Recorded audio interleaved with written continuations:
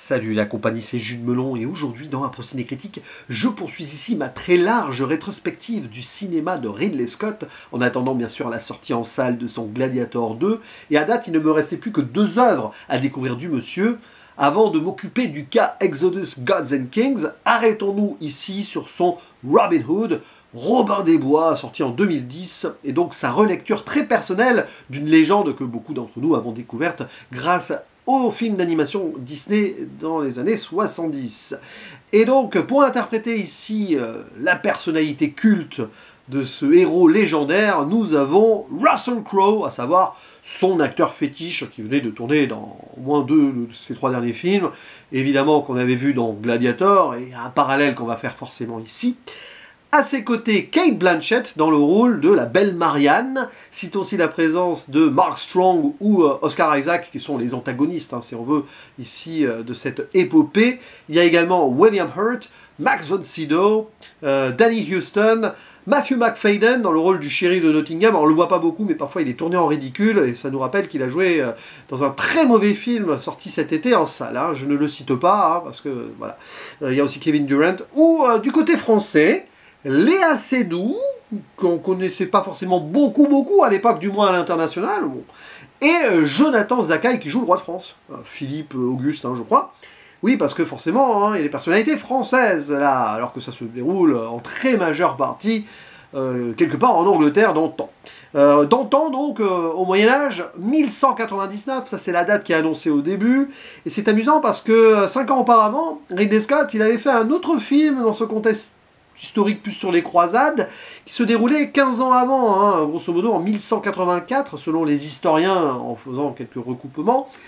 Et on peut voir en ce Robin des Bois, sur certains points, une suite très déguisée et très indirecte, bien sûr, une continuité, disons, à Kingdom of Heaven, parce que Ridley Scott inscrit le personnage légendaire de Robin Hood dans l'histoire. On sait que dans cette légende, il y a des rois et autres personnalités qui ont vraiment existé, mais voilà. Et c'est forcément intéressant à dire d'emblée. Donc qu'est-ce qui se passe en 1199 ? Richard Cœur de Lion, le roi anglais, est en croisade et il va mourir. Au moment où il va revenir vers l'Angleterre, il ne va pas en survivre.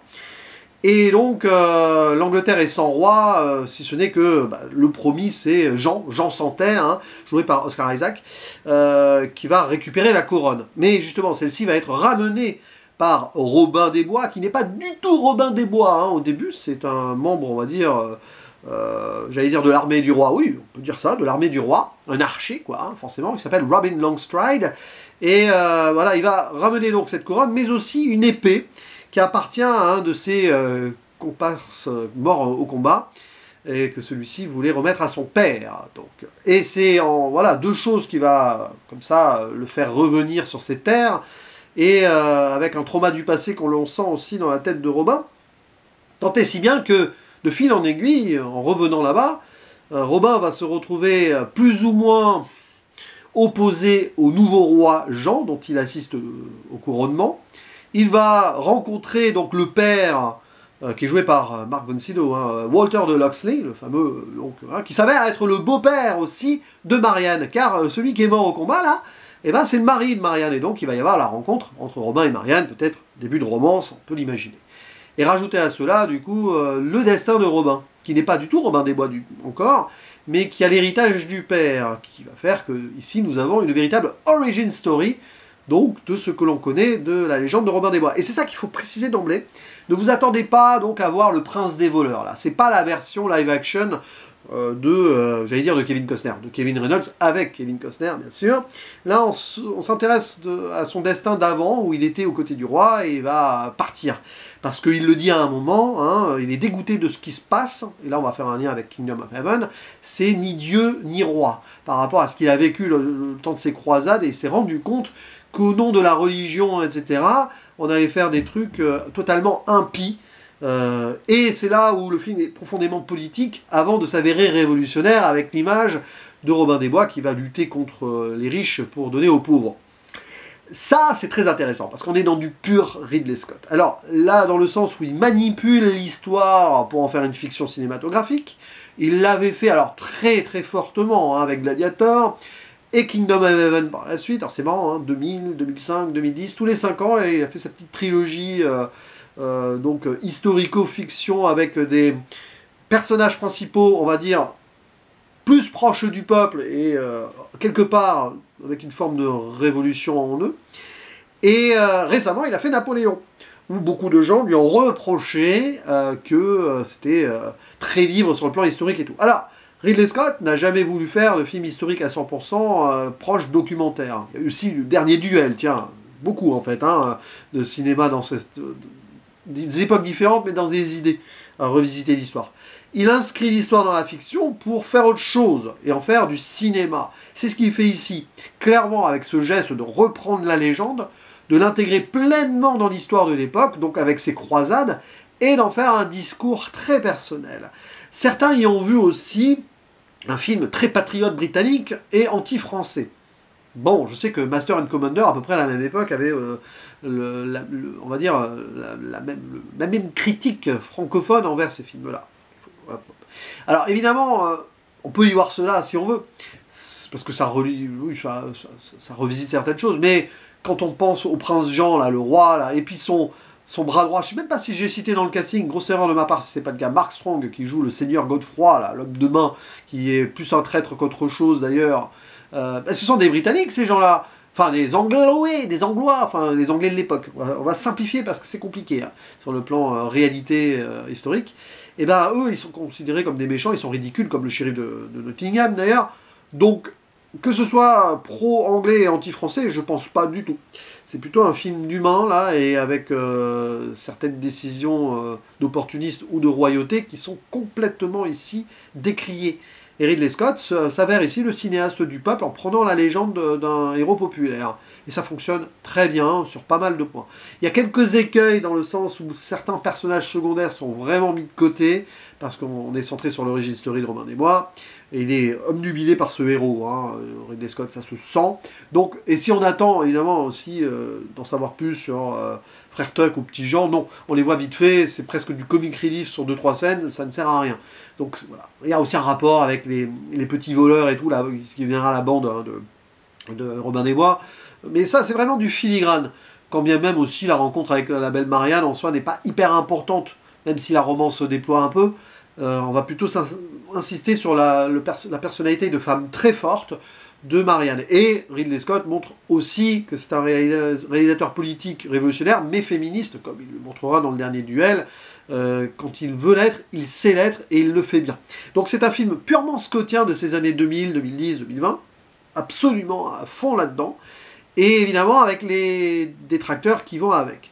Parce que déjà, le discours qu'il fait sur cette époque-là, qui résonne avec l'actualité, et encore plus 14 ans après, sur cette idée de croisade, ces guerres de religion, là, qui font beaucoup plus de mal qu'autre chose au peuple, qui est censé être pourtant voilà, défendu par ceux qui croient en Dieu, je sais pas quoi, là, bon.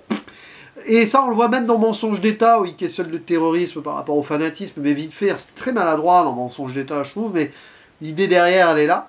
Et évidemment, dans Kingdom of Heaven, il y avait ce discours où il y avait un lien fort avec les musulmans, roi Saladin, tout ça, il y avait plein de trucs. Comme quoi, finalement, les chrétiens, ils voulaient juste casser, en fait, les gens qui habitent là-bas.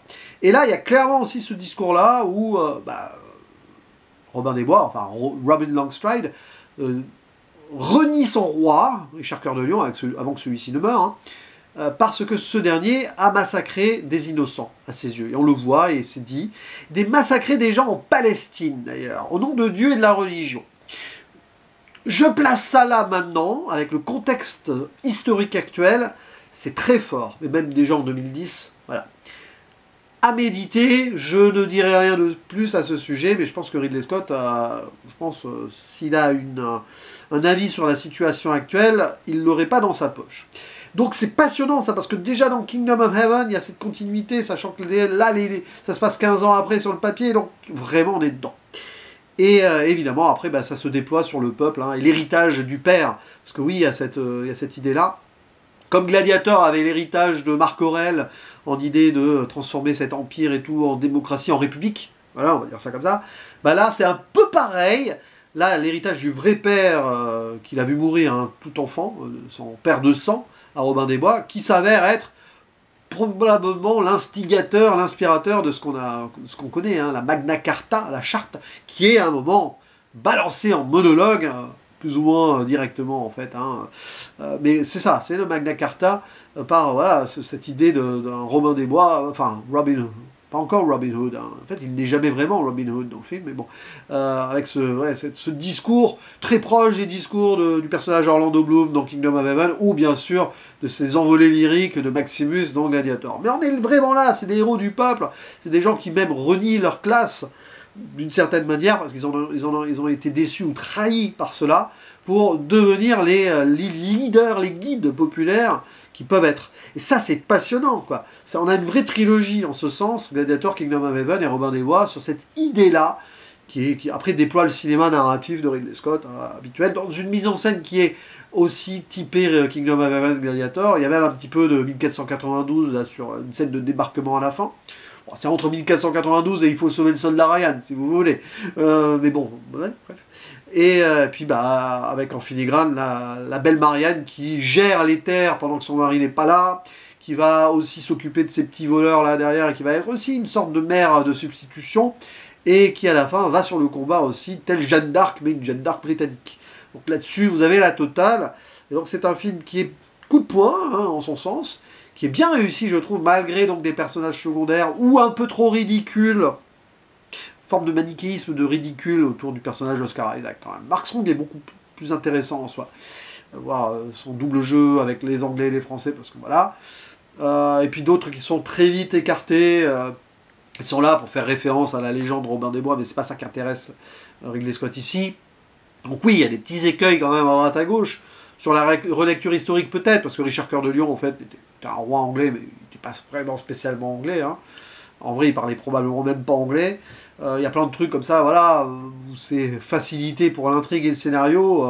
Les historiens ont dû grincer des dents, mais globalement, on se retrouve avec quelque chose qui se tient dans un élan de fiction qui est raccroché à l'histoire et aussi au monde moderne sur un certain discours, pour faire, on va dire, un pont global sur certaines erreurs du passé qui se reproduisent. Et le fait qu'on ait toujours besoin de leaders révolutionnaires du peuple. Et vous voyez, ça ne change jamais. Bref, Robin des Bois, je vous le conseille, c'est vraiment un bon Ridley Scott. Et voilà, n'hésitez pas à en parler en commentaire, bien évidemment. J'ai pas trop insisté sur des éléments de mise en scène en dehors des combats, mais il y a des idées, c'est toujours plutôt bien pensé et réfléchi en ce sens. Mais vous pouvez apporter vos précisions supplémentaires, donc ci-dessous. Et je vous dis à la prochaine, ciao!